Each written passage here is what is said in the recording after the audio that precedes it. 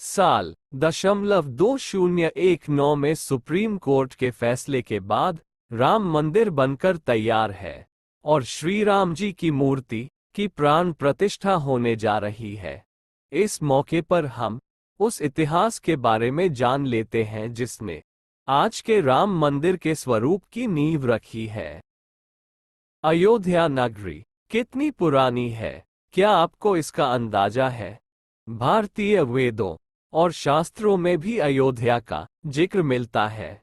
अथर्ववेद में भी इस नगरी का साक्ष्य मिलता है। हमारी मान्यताओं में अयोध्या नगरी हमेशा से ही श्री राम की जन्मभूमि रही है। अयोध्या का धार्मिक इतिहास तो हमने रामायण में पढ़ा है, लेकिन इसके इतिहास का एक पन्ना विवादित भी है। हम बात कर रहे हैं बाबरी मस्जिद और इससे जुड़ी घटनाओं की। इस वक्त पूरा भारत श्री राम की मूर्ति की प्राण प्रतिष्ठा को लेकर खुशियों में सराबोर है। ऐसे में क्यों ना इतिहास के गलियारों में एक बार घूम लिया जाए। आज हम उन तारीखों की बात करते हैं जिन्होंने मौजूदा समय में राम मंदिर का स्वरूप निर्धारित करने में मदद की है। अधिकतर लोगों को लगता है कि यह विवाद 70 सालों से चला आ रहा है, लेकिन इसकी नींव असल में 16वीं सदी में ही रख दी गई थी। हालांकि उससे पहले भी अयोध्या नगरी में मंदिर और मस्जिद के विवाद रहे हैं, लेकिन आधुनिक इतिहास को हम साल 1528 से ही देख सकते हैं। साल 1528 और 29 के बीच बनाई गई थी बाबरी मस्जिद। अयोध्या का विवाद बाबरी मस्जिद से घिरा हुआ है। इसकी शुरुआत हुई साल 1528 में, जब बाबर के सेनापति मीर बाकी ने अयोध्या में बाबरी मस्जिद बनवाया। इस मस्जिद को मुगल काल की एक महत्वपूर्ण मस्जिद माना जाता था।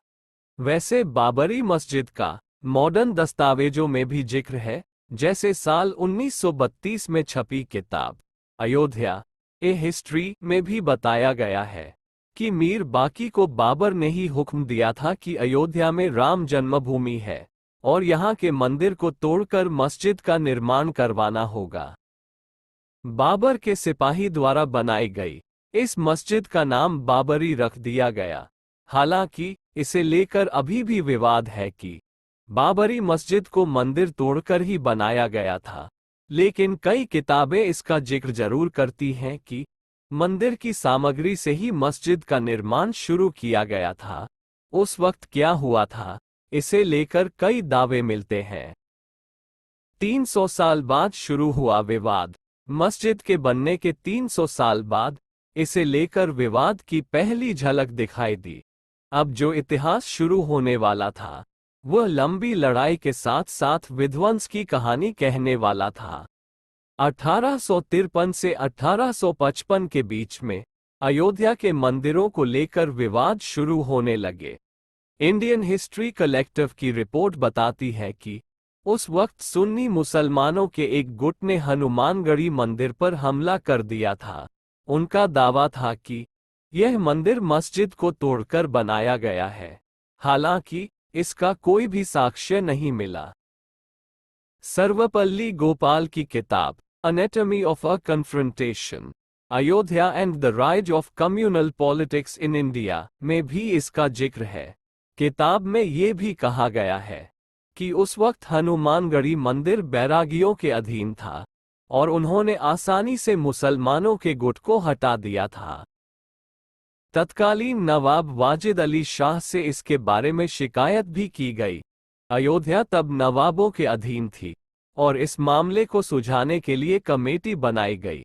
उस कमेटी की जांच रिपोर्ट में सामने आया कि वहां कोई भी मस्जिद था ही नहीं।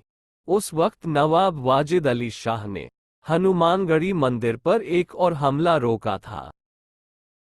अंग्रेजी सरकार ने की सुलह की कोशिश। एक रिपोर्ट कहती है कि साल 1858 में निहंग सिखों के एक दल ने बाबरी मस्जिद के अंदर घुसकर हवन पूजन किया था।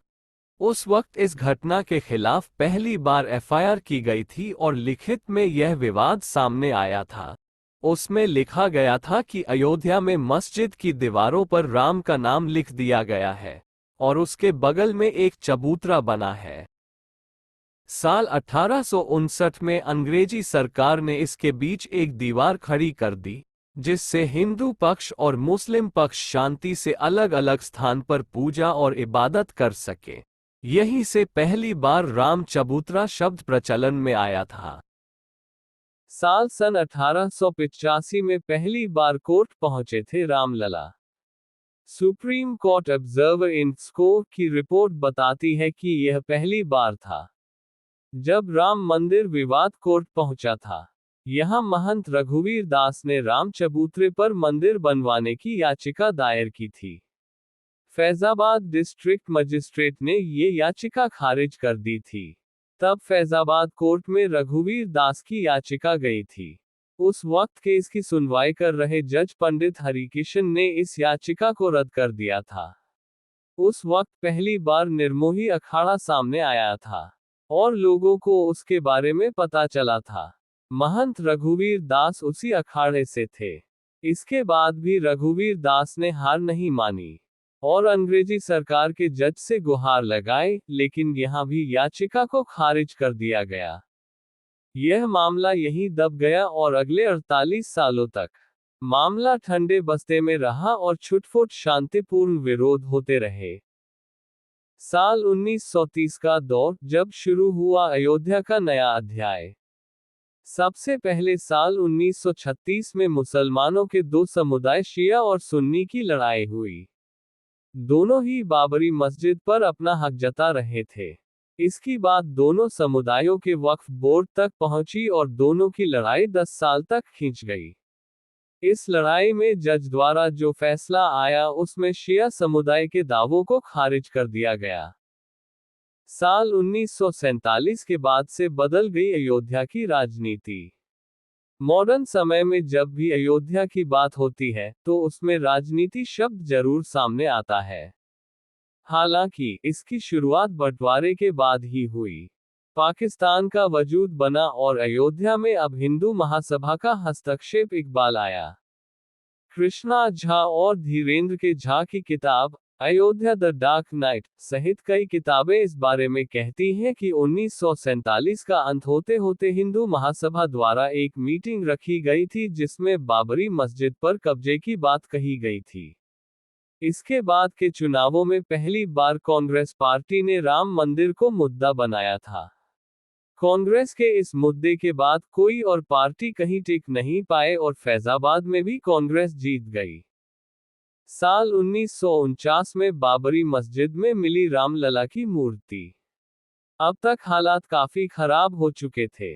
गाहे बगाहे खबरें आती रही कि हिंदू पक्ष ने बाबरी मस्जिद पर कब्जा कर लिया है, लेकिन तब तक ऐसा नहीं हुआ था। वहां के हालात को सुधारने के लिए कानूनी मदद ली गई, लेकिन साल 1949 की एक रात वहां राम मूर्ति मिलने का दावा किया गया। इस घटना के बाद हालात इतने गंभीर हो गए कि तत्कालीन प्रधानमंत्री जवाहरलाल नेहरू ने संज्ञान लिया। महज 6 दिनों के अंदर ही बाबरी मस्जिद पर ताला लगा दिया गया। उस वक्त हिंदू पक्ष ने दावा किया था कि रामलला की मूर्ति अपने आप वहां प्रकट हुई है, लेकिन इस दावे को खारिज कर दिया गया। साल 1950 में एक बार फिर से किया गया केस। 2 अलग अलग केस फैजाबाद कोर्ट में दाखिल किए गए और हिंदू पक्ष ने रामलला की पूजा की आज्ञा मांगी। हालांकि कोर्ट ने इजाजत तो दे दी, लेकिन अंदरूनी गेट को बंद ही रखा गया। साल 1959 में निर्मोही अखाड़े ने एक तीसरा लॉ सूट फाइल किया, जिसमें उन्होंने बाबरी मस्जिद की जमीन पर अधिकार मांगा। ऐसे ही साल 1961 में मुस्लिम पक्ष ने एक केस फाइल किया जिसमें यूपी सुन्नी वक्फ बोर्ड ने कहा कि उन्हें बाबरी मस्जिद ढांचे पर हक चाहिए और राम की मूर्तियों को यहां से हटा दिया जाना चाहिए। साल 1984 से एक बार फिर से गरमाया राम जन्मभूमि का विवाद। इस समय अयोध्या ने अपना सबसे बड़ा राजनीतिक दौर देखा। ये वक्त था जब राम मंदिर आंदोलन की शुरुआत हुई थी। इसी समय बीजेपी के वरिष्ठ नेता लाल कृष्ण आडवाणी को इस आंदोलन का नेतृत्व करने के लिए चुना गया था। साल 1986 में राजीव गांधी सरकार के आदेश पर बाबरी मस्जिद के अंदर का गेट खोला गया। दरअसल, उस वक्त लॉयर यूसी पांडे ने फैजाबाद सेशन कोर्ट में याचिका दायर की थी कि फैजाबाद सिटी एडमिनिस्ट्रेशन ने इसका गेट बंद करने का फैसला सुनाया था, इसलिए इसे खोला जाना चाहिए। तब हिंदू पक्ष को यहां पूजा और दर्शन की अनुमति भी दे दी गई और बाबरी मस्जिद एक्शन कमेटी ने इसके खिलाफ प्रोटेस्ट भी किया। साल 1989 में रखी गई थी राम मंदिर की नींव। उस समय तत्कालीन प्रधानमंत्री राजीव गांधी ने विश्व हिंदू परिषद को विवादित जगह पर शिलान्यास करने की अनुमति दे दी थी। इसके बाद पहली बार रामलला का नाम इलाहाबाद हाई कोर्ट पहुंचा था, जिसमें निर्मोही अखाड़ा 1959 और सुन्नी वक्फ बोर्ड 1961 ने रामलला जन्मभूमि पर अपना दावा पेश किया। साल 1990 में लाल कृष्ण आडवाणी ने गुजरात के सोमनाथ मंदिर से लेकर अयोध्या तक रथ यात्रा की शुरुआत की। ये बहुत ही विवादित दौर था। अयोध्या वासियों ने बताई उस वक्त की आंखों देखी। हमने दिल्ली यूनिवर्सिटी के पॉलिटिकल साइंस प्रोफेसर और अयोध्या के निवासी शिवपूजन पाठक से बात की। उन्होंने हमें बताया, उस दौरान अयोध्या वासियों के ऊपर ही कारसेवकों के लिए व्यवस्था का कार्यभार था। चारों तरफ पुलिस तैनात रहती थी और रातों रात कारसेवकों को रहने के लिए जगह दी जाती थी। स्कूलों में भी उन्हें रुकवाया गया था।